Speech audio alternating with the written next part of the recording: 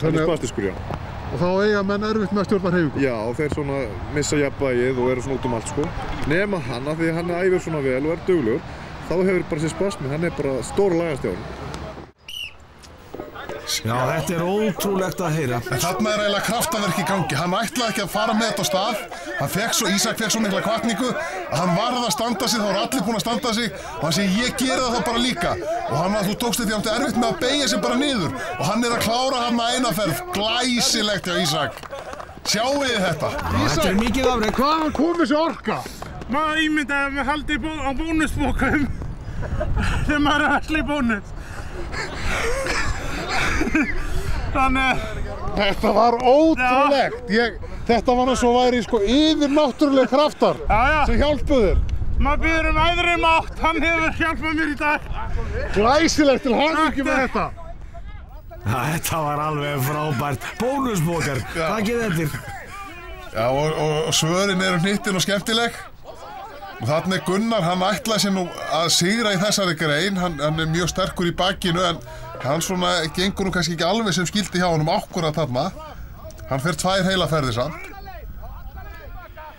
Nú við sjáum að þeir eru á misjöfnir í greinunum. Þeir eiga eina góða og svo eina slæma. Og Hörður, hann hefur verið ósigrandi í bændagöngunni. Og hann ætlar að halda uppteknum hætti eða hvað. Nú hann er að fara hérna 3 heilarferðir. Standa sig gríðarlega vel. Þessi strákur hann er bara 80 kíló. Og hann fer 3 ferðir á 7 metra, glæsilegur árangur. En hafa verið í huga að veðuráttan, hún setti að sjálfsögðu smá strik í reikninginn. Og ekki halda bara áfram að slá í gegn. Ég ætla að reyna það.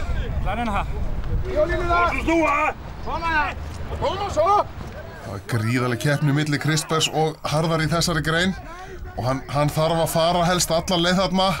Og hann er farin 5 metrar lengra en Hörður, glæsilegt. Og ég sigurinn í dag. Glæsilegt. Og er þetta erfitt? Já. Harður var búinn að standa sér hrikalega vel. Ég held að þú myndir aldrei geta náð þessu. Nei. Tókst þetta skapinu? Já. Já, hann tók mig á hann, þannig að ég verið að helminni. Þannig að ekkert nema bara þann.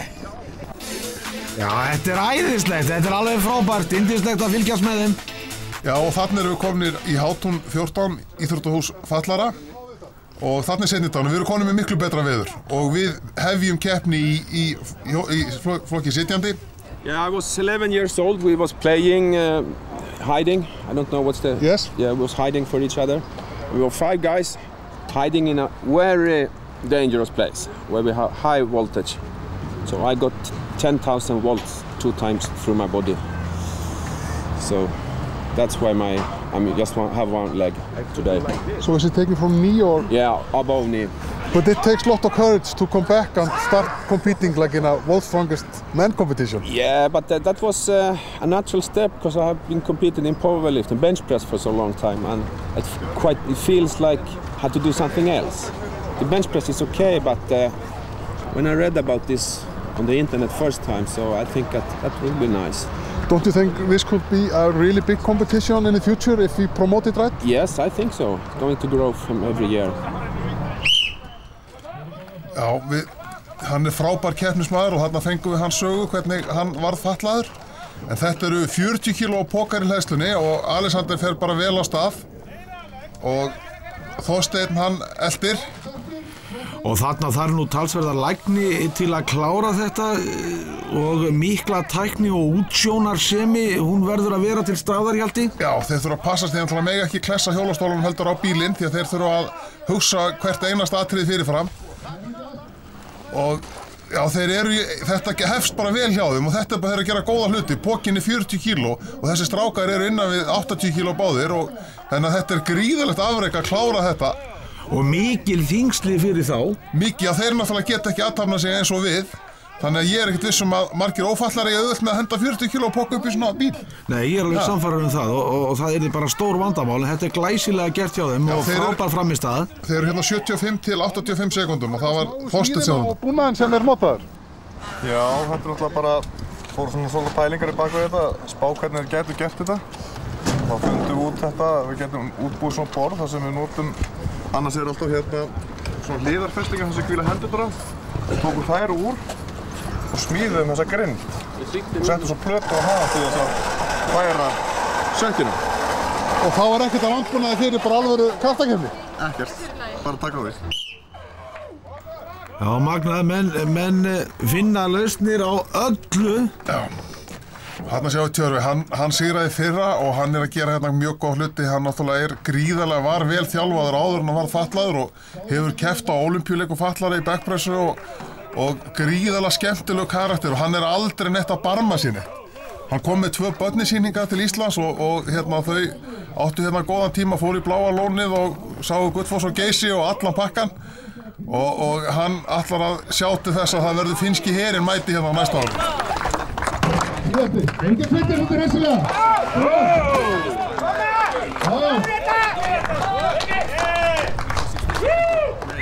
It was smooth but still very fast. Yeah, okay. Far the best time and congratulations. Okay, thank you. Já, hann var með taktin á hreinu og vissi nákvæmlega hvað þetta snerist. Já, hann með 53 Hvernig sekúndur. tilfinningin? Hún góð, spenningur og mjög heitur fyrir skipni. Nú höfum við séð til þín í kraftlyftingunum. Er þetta erfiðara? Já, svona nei, ég myndi ekki segja það. Svona svipað í fyrra, myndi ég segja. En er nauðsynlegt fyrir þig til bara að halda góðri heilsu að vera að lyfta og hreyfa þig? Já, ég myndi segja það. Og vera í góðu formi og borða góða mat. Þannig að keppni svo þessi er hvetjandi fyrir ykkur strákana? Já, hún er það mikil.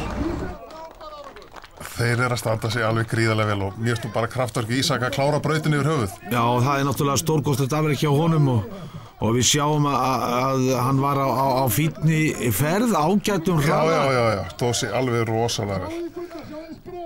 Nú, það Gunnar og Guðjón þarna. Gunnar telur sig vera hann hraðasta í bransanum og það nú aðeins farið að hægja á honum en allt í góðum málum og þeir ætla báður að klára þetta. Guðjón stendur sig mjög vel líka og þetta lítur mjög vel út hjá þeim. Þeir eins og atvinnumenn. Já, tekið á vömbina þannig í lokin. Já. Þetta gerði Jón Páll lítið oft. Og þarna Hörður.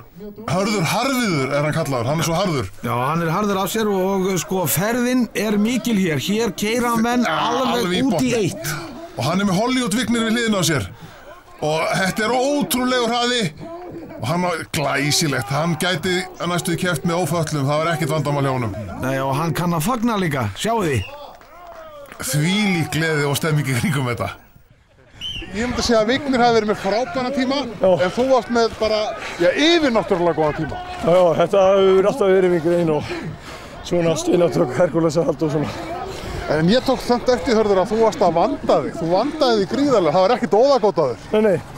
Ég hef búinn að pæla vel í þessu í gærkvöldi því áður ég fór að sofa. Að vandaði mig bara og vera samsnöggur. Og Vignir, þér tókst að hanga vel í honum, ertu ekki bara vel sáttur? Jú. En ertu þreyttur? Já. Ekki svo? Nei. Nei, menn vil ekki viðurkenna smá þreytu og það engin ástæða til. Nei, og þarna Kristbergur kominn á stað, hann veit að hann þarf að standa sig vel og hann kastar þessu. Þetta ótrúlegir taktar. Hann grípir bara pókanum. 40 kíló, þetta ótrúlegt hjá honum og hann rífur í það og það lekur léttir það. Nei, býtu það. Já, þetta alltaf flugi. Sjáiði mannin, maðurinn átt í 140 kíló og hann sem ballerína. Já, á léttum fæti. Léttur á fæti og þetta bara kúlvarp í restina. Sjáiði hreyfinga, hann að standa sig alveg frábærlega, nær hann herði hérna, hann vill sigra aftur, hann vill verða meistarinn. Heyrðu, það allar útgáfur hjá honum. Öxlin, maginn. Hann var fljótari. Já, hann var fljótari, það rétt. Hörður var örlítið fljótar á 29.75.